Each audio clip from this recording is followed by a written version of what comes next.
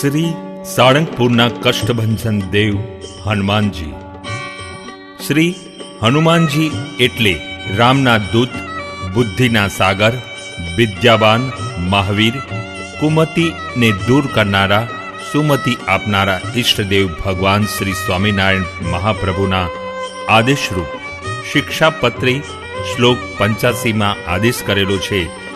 અમારા આશ્રિત સત્સંગીઓને જ્યારે ભૂત પ્રેતાદિકનો ઉપદ્રવ થાય ત્યારે શ્રી હનુમાનજીના મંત્રોનો જાપ કરવો અથવા નારાયણ કવચનો પાઠ કરવો, એ વિના બીજા કોઈ શુદ્ર દેવના સ્ત્રોત યા મંત્રનો જાપ કરવો નહીં.